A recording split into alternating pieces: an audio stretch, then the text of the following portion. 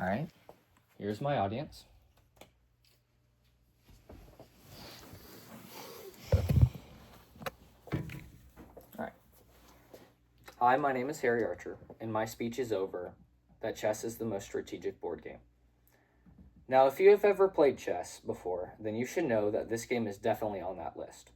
After looking at chess history, how to play, and all the different strategies, I decided that this game is the most strategic. Today, I'm going to talk about how to play chess, the different moves and strategies, and finally, I'll talk about chess history. First, I'll discuss the simple moves that each piece can make. Then I'll talk about the variety of strategies, and lastly, I'll talk about the beginning of chess and how it has been around for such a long time. Now, I'm going to teach you how to play this strategic game. Chess is a simple but also complex game. The goal of the game is to checkmate your opponent's king. To checkmate the king, you must put the king in a position where they have no more moves to make, or on the next move, it would result in you taking that king. Now, this may sound easy, but is actually really difficult to do. Each piece plays a valuable role in this game. In chess, there are 6 different types of pieces. The first piece is the pawn. The pawn can move up to 2 spaces on the first time you move it, but after that you could only move it one space in front. But to attack, you could only move it diagonally. Now, the next piece is the knight. The knight looks like a horse.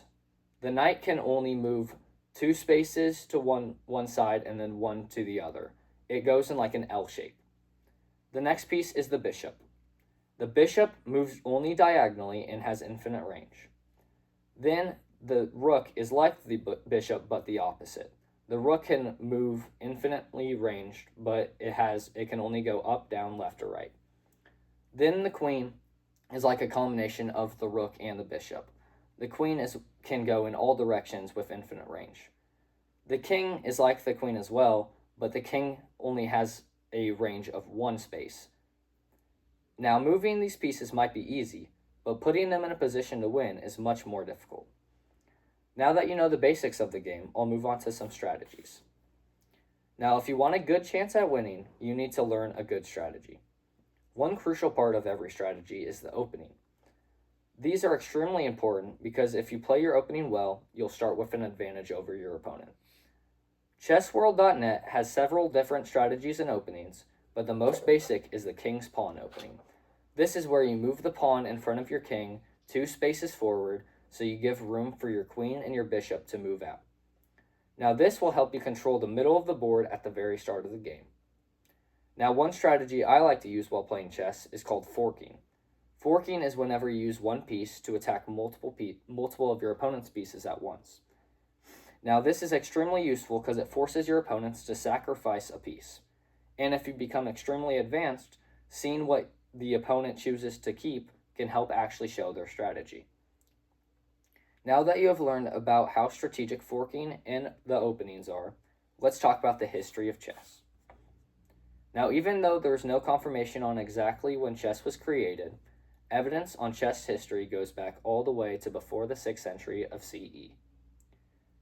Chess is now the modern game, but there are other versions of chess that date back a long time ago.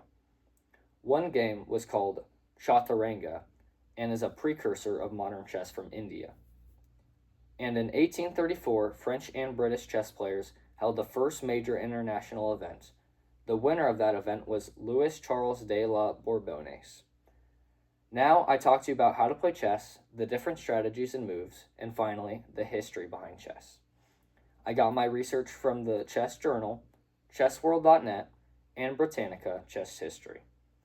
And now that you know about chess, what other board games out there do you think has more strategy than this one? Chess is a game where you have to think about your move and your opponent's move. There's no other board game out there that involves thinking about what your opponent's going to do. Here's my audience.